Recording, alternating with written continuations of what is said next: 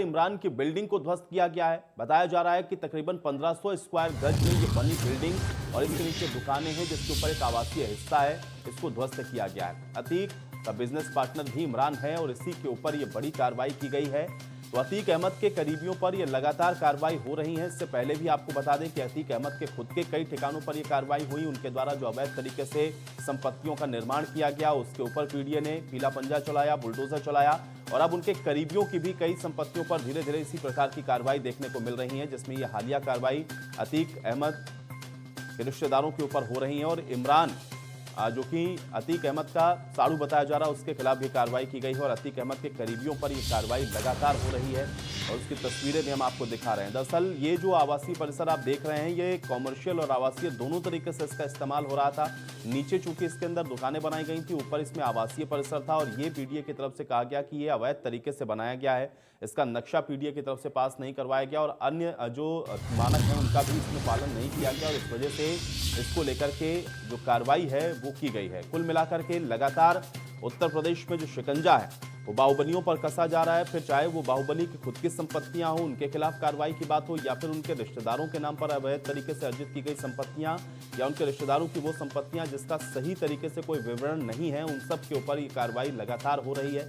शिकंजा कसता हुआ नजर आ रहा है और अतीक अहमद के करीबियों पर तो ये कार्रवाई लगातार हो रही है। इससे पहले भी जैसा कि हमने आपको बताया कि कई अन्य इस तरीके की संपत्तियां रहीं जिस पर कार्रवाई की गई और बाहुबलियों के खिलाफ लगातार ये जो कार्रवाई है वो वृहद स्तर पर देखने को मिल रही है और अब अतीक अहमद की कार्रवाइयों पर ये लगातार जो पीडीए है वो अपना पंजा चला रहा है। और अब इस पर बातचीत करेंगे, संदीप हमारे सहयोगी हमारे साथ जुड़ रहे हैं। संदीप ये बताएं कि अतीक अहमद के करीबियों पर लगातार हम लोग देख रहे हैं कि कार्रवाइयां हो रही हैं। अभी हालिया कार्रवाई भी हम लोग देख पा रहे हैं जिसमें पीडीए की तरफ से एक पूरा जो आवासीय परिसर है उसको ध्वस्त किया गया है। क्या कार्रवाई की गई है और क्या आगे होने की संभावना है, मैं चाहूंगा इसको थोड़ा अपडेट करें संदीप।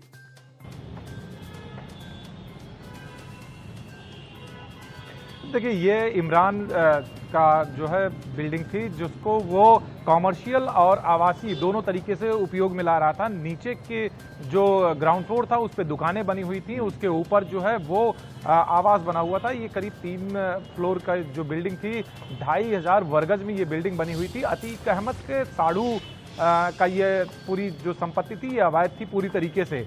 आपको बता दें कि ये जो इमरान है जिनके ऊपर आज पीडीए की कार्रवाई हुई, इमरान 25,000 का इनामिया है जो कि फरार चल रहा है।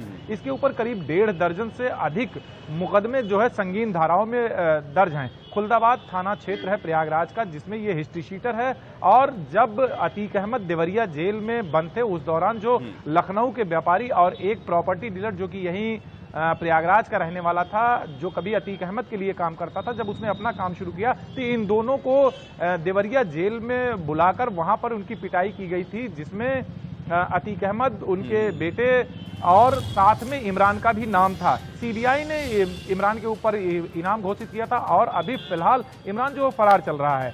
पीडीए ने आज उसकी संपत्ति को चिन्हित किया और उस पर जो है कार्रवाई करते हुए उसकी पूरी जो एक आलीशान घर बना हुआ था उसको जमींदोज कर दिया। संदीप ये बताएं, चूंकि ये जो कार्रवाई हम लोग देख पा रहे हैं जिसमें आपने ये बताया कि ये जो 1500 वर्ग गज में जो मकान बना हुआ है जिसको आवासीय और कॉमर्शियल दोनों तरीके से इस्तेमाल किया जा रहा था, क्या ये जो कार्रवाई है सिर्फ ये एक ही ठिकाने पर या इसी जगह पर हुई है या और भी कुछ ऐसी संपत्तियां हैं जो कि निशाने पर हैं पीडीए के और आने वाले भविष्य में संभव है कि वहां पर भी इसी प्रकार की कार्रवाई देखने को मिले? क्योंकि आप ये भी बता रहे हैं कि उसका एक अलग आपराधिक रिकॉर्ड है, 25,000 का इनामिया भी है, फरार भी है, तो क्या वो सारी चीजें आइडेंटिफाई हो चुकी हैं? क्या वहां पर भी अब कार्रवाई की उम्मीद है और अगर है तो कहां कहां हो सकती है? थोड़ा इसको और अपडेट करें संदीप। देखिए जितने लोग अतीक अहमद से जुड़े हुए हैं, चाहे वो उनके आर्थिक रूप से उनकी मदद करते रहे हों या फिर आपराधिक रूप से उनकी मदद करते रहे हों, पीडीए लगातार उनके खिलाफ कार्रवाई कर रही है, जिसमें इमरान का भी नाम था। इमरान उनके सगे साड़ू हैं। इमरान की इस संपत्ति को जिसको चिन्हित किया गया था उसको आज जमींदोज कर दिया गया है। साथ ही इनकी अन्य जो संपत्तियां हैं जिसको इन्होंने अवैध तरीके से अर्जित की है और उनका निर्माण कराया उसके बारे में पीडीए जानकारी ले रही है। जैसे जैसे पीडीए को इनकी संपत्तियों, अवैध संपत्तियों के बारे में पता चलता जाएगा, उस हिसाब से जो सत शुक्ला जो पीडीए के अधिकारी थे जो मौके पे मौजूद थे, उन्होंने बताया कि इनके खिलाफ और इनके जैसे जितने भी भूमाफिया अपराधी बाहुबली हैं उनके खिलाफ लगातार ये पीडीए की कार्रवाई चलती रहेगी और इनकी जो अन्य संपत्तियां हैं उनको भी चिन्हित किया जा रहा है और जल्द ही पीडीए उनके खिलाफ भी कार्रवाई करेगी। संदीप ये बताएं थोड़ा सा इसके इम्पैक्ट के बारे में, चूंकि ये बाहुबली तो ऐसा नहीं है ना कि एक रात में यहाँ पर बन गए। इनका एक बड़ा लंबा चौड़ा इतिहास रहा है। लंबे समय से हम लोगों ने देखा है कि किस तरीके से इन लोगों की जो हनक है वो इन तमाम इलाकों में चलती रही, और जो तमाम कार्रवाइयां हैं वो कैसे इन लोगों ने की हैं, और इसी का नतीजा ये है कि ये जो इतनी बड़ी बड़ी अवैध संपत्तियां हैं वो खड़ी कर ली गई हैं। अब ये जो कार्रवाई हो रही है अतीक अहमद से लेकर के उनके रिश्तेदारों तक, इसको कैसे देख पा रहे हो और उसका इम्पैक्ट वहां पर और खासतौर से उस पूरे इलाके के अंदर पड़ता हुआ क्या नजर आपको आ रहा है? थोड़ा सा इसको भी अपडेट करें संदीप। देखिए, अगर इन लोगों के बढ़ने की बात करें तो कोई भी शुरुआत से ही बाहुबली या माफिया नहीं हो जाता है। धीरे धीरे वो पनपता है और एक दिन इतना बड़ा वो वृक्ष बन जाता है कि उसके नीचे अन्य अपराधी संरक्षण लेकर पलने लगते हैं। कहीं ना कहीं इनको राजनीतिक संरक्षण भी मिलता रहता है, जिस कारण इनकी इस तरीके की संपत्तियां अर्जित करते हैं ये, और इनके अंदर इतनी क्षमता और ताकत आ जाती है कि ये किसी की संपत्ति को भी अवैध तरीके से अपना बना लेते हैं। कहीं ना कहीं इनके जो है सहयोग इनको अधिकारी, क्योंकि एक दिन में कोई इमारत जो भी ये अगर हम इसी बिल्डिंग की बात करें जो आज धराशायी कर दी गई पीडीए के द्वारा, ये एक दिन में बनकर खड़ी नहीं हुई होगी। इसको बनने में एक अच्छा खासा समय लगा रहा होगा, जिसको कहीं ना कहीं की अधिकारियों को भी इसकी जानकारी रही होगी कि ये अवैध निर्माण हो रहा है। उस वक्त किसी ने कार्रवाई नहीं की। अगर उस वक्त इस बिल्डिंग को बनने से रोक दिया गया होता तो शायद स्थिति इतनी बड़ी न बनती जैसा कि आज पीडीए को कार्रवाई। लेकिन इन सभी जो जितने भी इस तरीके की कार्रवाइयां हो रही, चाहे वो भूमाफिया हो, चाहे बाहुबली हो, चाहे गैंगस्टर में वांछित अपराधी हो, इस तरीके के बड़े लोगों के खिलाफ जो कार्रवाई हो रही, उससे कहीं ना कहीं उन छोटे अपराधियों में जो अभी पनप रहे हैं या पनप कर कुछ हद तक बड़े हुए हैं, उनके मन भी एक भय बैठा हुआ है और बढ़ता जा रहा है कि उनके खिलाफ भी इस तरीके की कार्रवाई पीडीए द्वारा या प्रशासन द्वारा कभी भी की जा सकती है। संदीप, लेकिन इसका एक पहलू यह भी है कि देखिए बाहुबलियों के खिलाफ तो कार्रवाई हो रही है, उसका इम्पैक्ट क्या हो रहा है ये तो आप बता रहे हैं, लेकिन सवाल ये है ना, क्योंकि पीडीए जो भी कार्रवाई कर रहा है उसमें ज्यादातर हम लोग देख रहे हैं कि उसके पीछे की जो वजह है वो ये बताया जा रहा है कि या तो उसका नक्शा पास नहीं करवाया गया, या उसको अवैध तरीके से वहां पर बना लिया गया, या परमिशन अगर 1 मंजिल की है तो उसको 2 या 3 मंजिल वहां पर बनाया गया। अब इसमें सवाल ये उठता है कि क्या सिर्फ इन बाहुबलियों के खिलाफ जो कार्रवाई हो रही है, इस कार्रवाई के साथ साथ जिस समय इन संपत्तियों का निर्माण हुआ उस समय वहां पर जो मौजूद अधिकारी थे, क्या उन लोगों की संलिप्तता की भी जांच इसमें की जा रही है? क्या उन लोगों से भी उनको आइडेंटिफाई करने की कोशिश हो रही है कि वो कौन लोग थे जो कि इनकी मदद करते रहे और इस तरीके से इन अवैध संपत्तियों का जो निर्माण है वो यहां पर हो गया? संदीप। हाँ,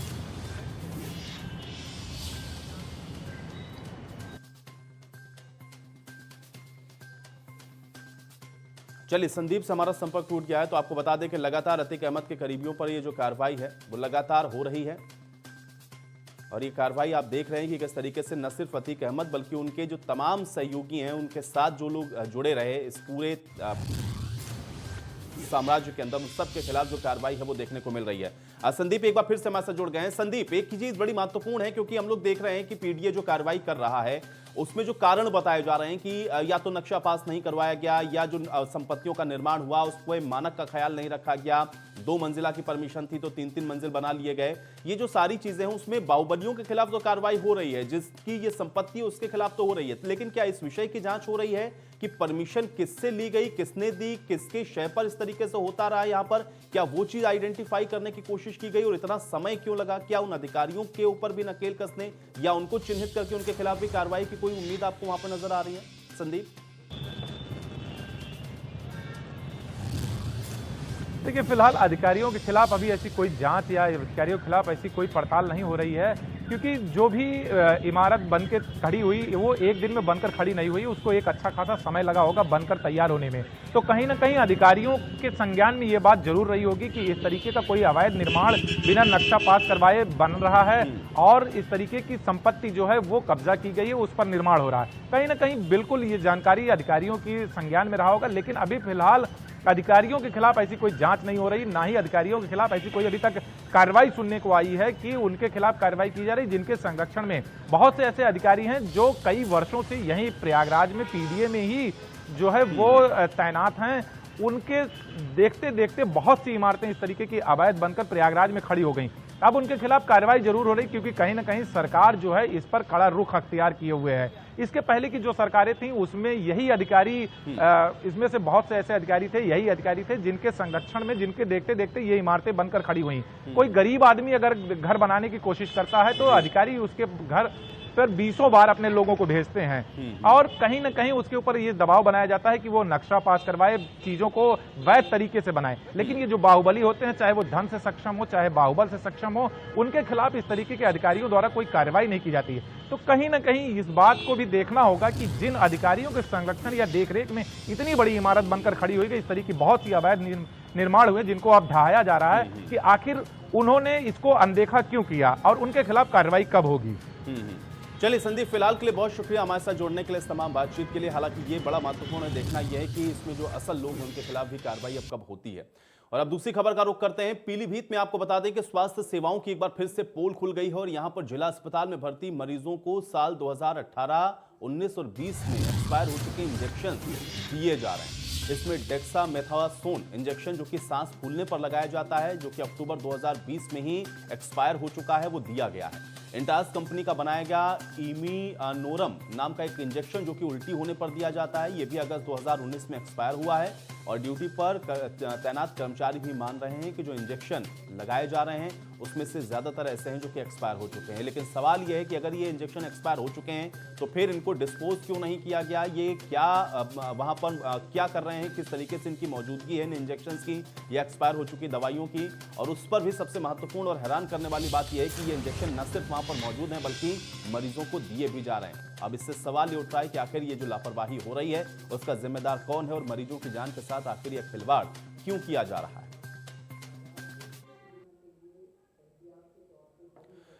तो इस मामले में तीमारदार क्या कुछ कह रहे हैं, आइए आपको यह भी सुनवाते हैं।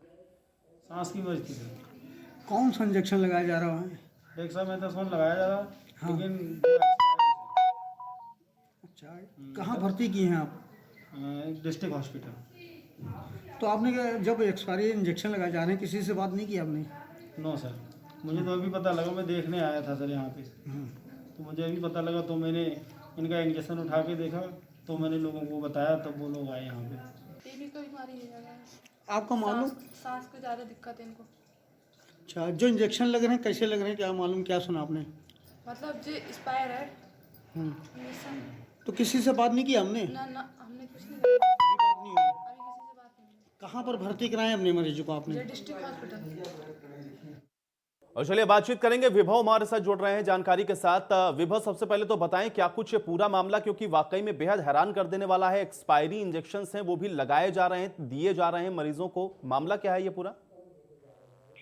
आयुष, आपको बता दें कि चूंकि पीलीभीत के जिला अस्पताल में इस तरीके की घटना घटी है, यहाँ पे एक्सपायरी इंजेक्शन है जो मरीजों को लगाए जा रहे हैं। इसके बाद में जब वहाँ मरीजों के तीमारदार इस बात पे सवाल करते हैं तो जब ये बात मीडिया में निकल के आती है तो वहाँ के जो अधिकारी हैं, जिला अस्पताल के अधिकारी हैं, वो ये कहते हैं कि कोई रख गया होगा, किसी पत्रकार ने रख दिया होगा, इस तरीके के आरोप लगा के अपना पल्ला झाड़ना चाहते हैं।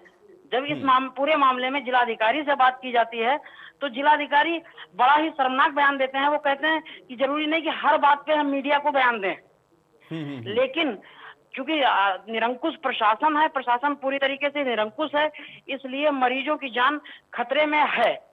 इससे किसी बात की इनकार नहीं किया जा सकता है। जी आयुष। बिल्कुल, लेकिन विभव ये बताएं, चूंकि हम लोग जो तस्वीरें देख पा रहे हैं, देखिए अगर तीमारदार ये कह रहे हैं कि ये जो इंजेक्शन है इनको लगाया जा रहा है या फिर लगाया गया है उनके पेशेंट्स को, उनके मरीजों को, तो क्या वो जो खाली रैपर हैं या वो जो खाली इंजेक्शंस हैं क्या वो वहां पर मौजूद हैं? दूसरा जो तस्वीर हम लोग देख पा रहे हैं जिसमें सीधे तौर पर दिख रहा है कि एक्सपायरी हो गए हैं, ये वहां पर कर क्या रहे हैं, कैसे अस्पताल तक पहुंचे, क्या इस विषय में कोई कुछ बोलने को तैयार है या कोई कुछ बता पा रहा है?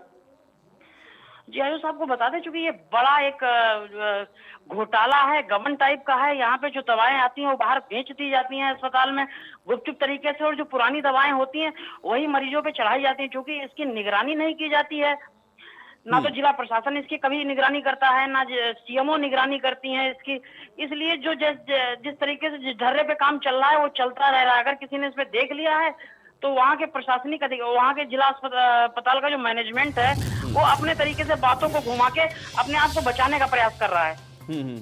विभव, एक चीज ये बताएं कि क्या इस तरीके का ये पहला मामला है, चूंकि आप वहीं पर मौजूद हैं और जाहिर बात है पहले भी कई इस तरीके की जो कवरेज है वो आपने वहां पर जरूर की होंगी, क्या ये एक्सपायरी जो दवाइयां हैं या इंजेक्शन है इस तरीके का ये पहला मामला जिला अस्पताल से इस तरीके का जुड़ा हुआ है या इससे पहले भी भूत में भी इस तरीके की जो चीजें हैं वो सामने आ चुकी हैं? आयुष आपको बता दें, गाहे बगाहे इस तरीके की खबरें जिला अस्पताल से चूंकि निकलती रहती हैं, जब ये चीजें मीडिया में आ जाती हैं तो अचानक ये लोग नींद से जागते हैं और आनंद फानन में अपनी गलती को सुधार करने लगते हैं। कुछ दिन बाद ये थोड़ा सचेत रहते हैं, उसके बाद फिर उसी पुराने ढर्रे पे ये लोग चल देते हैं।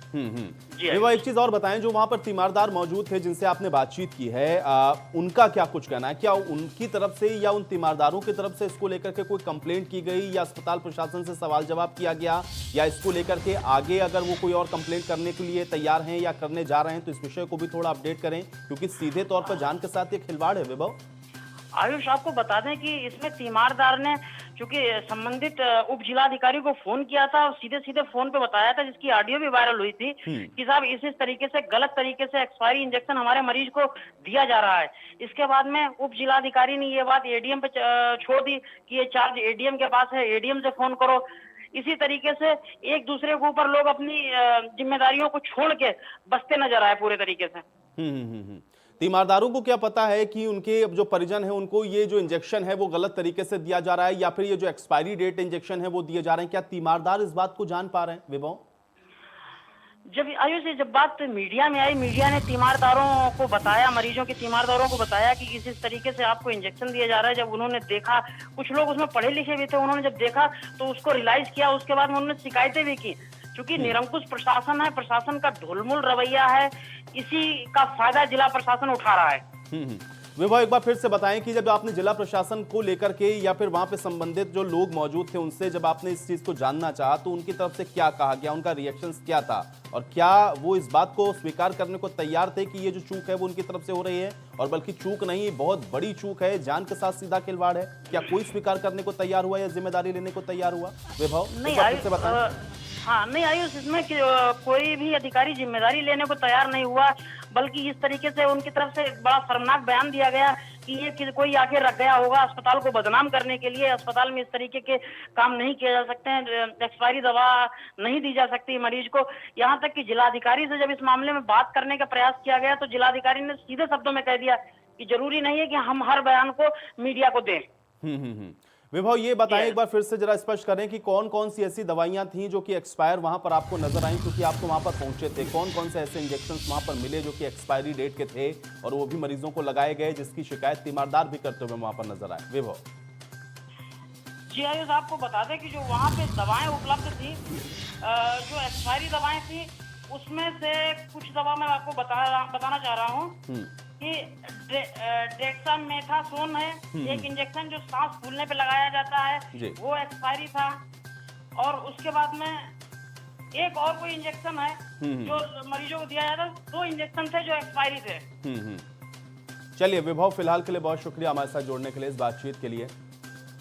तो स्वास्थ्य विभाग किस तरीके से उदासीन बना हुआ है, और उसमें भी सबसे हैरान करने वाली बात यह है कि कोई इसकी जिम्मेदारी लेने को फिलहाल तैयार नजर नहीं आ रहा। और जब मीडिया बातचीत करने की कोशिश कर रहा है, जानने की कोशिश कर रहा है, तो मीडिया को भी यह बात कही जा रही है जिलाधिकारी की तरफ से कि जरूरी नहीं है कि सारे बयान मीडिया के सामने ही दिए जाएं, लेकिन कोई जिम्मेदारी लेने को तैयार नहीं। और सीधे तौर पर जान के साथ कैसा खिलवाड़ हो रहा है उसकी तस्वीरें हम आपको दिखा रहे हैं, जहां पर एक्सपायरी डेट और एक्सपायर हो चुके ये इंजेक्शन मरीजों को दिए जा रहे हैं। और उसके बाद सवाल पूछने पर यह कहा जा रहा है कि अस्पताल को बदनाम करने के लिए इस तरीके की साजिश की जा रही है, जबकि तस्वीरें आप साफ तौर पर देख सकते हैं कि कैसे एक्सपायरी डेट इंजेक्शन यहां पर मौजूद हैं। और न सिर्फ इनकी मौजूदगी है, बल्कि इन इंजेक्शंस को इनके जो मरीज हैं उन तक पहुंचाया भी गया है, मरीजों को ये इंजेक्शंस लगाए भी गए हैं। तीमारदार भी शिकायत कर रहे हैं, लेकिन कोई सुनने वाला यहां पर नजर नहीं आ रहा। सीधे तौर पर जो स्वास्थ्य व्यवस्थाएं हैं वो कितनी बदहाल है उसकी जीती जाती तस्वीरें हम आपको दिखा रहे हैं। और अब अगली खबर का रुख करेंगे। बुलंदशहर में रेप पीड़िता ने आत्महत्या की कोशिश की है और आग लगाकर आत्महत्या की कोशिश पीड़िता की तरफ से की गई है। कैरोसिन डालकर खुद को आग के हवाले कर लिया। इस घटना में 80% तक ये युवती झुलस गई। जिला अस्पताल से फिर हायर सेंटर इसको रेफर किया गया है। युवती के साथ आपको बता दें कि रेप की वारदात को अंजाम दिया गया था। घर वालों पर समझौता करने का दबाव बनाया जा रहा था। इस मामले की जांच में पुलिस अब फिलहाल जुटी हुई है। ये बड़ी और अहम जानकारी है, क्योंकि आत्मदाह करने को ये रेप पीड़िता मजबूर हुई क्यों, ये भी अपने आप में एक बड़ा सवाल है। और पुलिस हाथ पर हाथ धरे बैठी रही, आरोपी धमकाते रहे। नतीजा ये हुआ कि इस पीड़िता ने अपने ऊपर कैरोसिन डाल लिया, आग लगा ली, जिसमें वो 70% से ज़्यादा झुलस गई है। और अब उसको हायर सेंटर ले जाया गया है, जहाँ पर उसका इलाज हो रहा है। लेकिन सवाल यह है कि तमाम दावे किए जा रहे हैं महिला सुरक्षाओं से जुड़े हुए, महिला सुरक्षा से जुड़े हुए, लेकिन कैसी सुरक्षा महिलाओं की है उसकी जीती जागती तस्वीरें आप लगातार देख रहे हैं। और रेप पीड़िता ये बताई जा रही है जिसने केरोसिन डालकर खुद को आग के हवाले कर लिया है। खुदकुशी की कोशिश की गई है, आग लगाकर आत्महत्या करने की कोशिश की गई। सवाल यह है कि जो पीड़िता है और पीड़िता पक्ष को लेकर के जो सुलह समझौता है उसका दबाव बनाया जा रहा था और इसी से आहत थी। घर वालों पर समझौता करने का दबाव हो रहा था, जिसके बाद रेप पीड़िता ने यह खतरनाक कदम उठाया जब केरोसिन डालकर खुद को आग के हवाले रेप पीड़िता के द्वारा कर लिया गया और आग लगाकर आत्महत्या करने की ये जो कोशिश है वो की गई है। इसमें 70% आपको बता दें कि बताया जा रहा है कि 70% से ज़्यादा ये जो महिला है वो झुलस गई है, 80% से ज़्यादा। और इसके बाद उसको जिला अस्पताल ले जाया गया जहाँ से उसको हायर सेंटर के लिए रेफर करना पड़ा है। ये अपने आप में बेहद हैरान कर देने वाला मामला है। और अब चलिए बातचीत करेंगे, पुनीत हमारे साथ जुड़ रहे हैं जानकारी के साथ। पुनीत, सबसे पहले तो ये बताएं कि क्या कुछ ये पूरा मामला?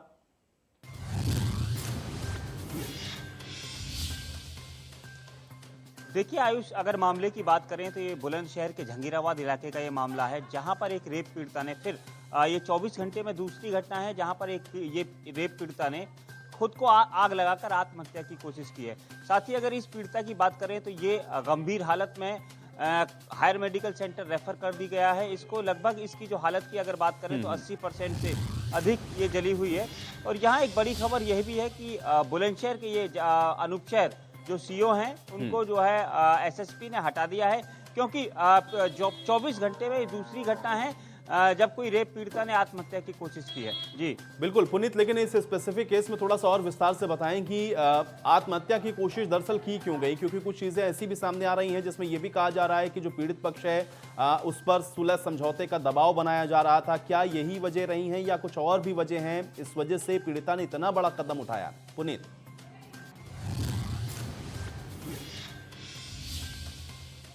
देखिए आयुष, अगर इस वजह की बात करें तो जो बताया जा रहा है कि 15 अगस्त 2020 में ये जो पीड़िता है इसने रिपोर्ट दर्ज कराई थी कि गांव के ही एक लड़के ने इसके साथ में रेप किया था। साथ ही जो आरोपी है वो अभी तक जेल में है। लेकिन जो बताया जा रहा है कि आरोपी के जो परिजन हैं वो इस लड़की के जो परिजनों से लगातार दबाव बना रहे थे। उनका कहना था कि ये केस वापस ले लो और यह केस में जो है कोई गवाही नहीं करने के लिए इस लड़की को भेजिए।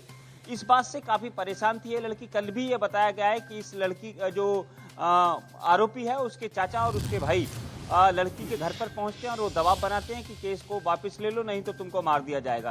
इस बात से ये काफी दुखी थी और इस बात से ही परेशान होकर के इसने जो है इतना बड़ा कदम उठाया, खुद को आत्महत्या करने की इसने कोशिश की है। साथ ही अगर लड़की की बात करें तो काफी जली हुई है और लगभग 80% ये बताया जा रहा है कि ये जली हुई है, जिसको हायर मेडिकल सेंटर रेफर कर दिया है, जहां ये जिंदगी और मौत के बीच खेल रही है। जी चलिए पुनीत, फिलहाल के लिए बहुत शुक्रिया हमारे साथ जोड़ने के लिए, इस बातचीत के लिए। और चलिए इसी के साथ 4 के चक्रव्यूह में मेरे साथ फिलहाल इतना ही।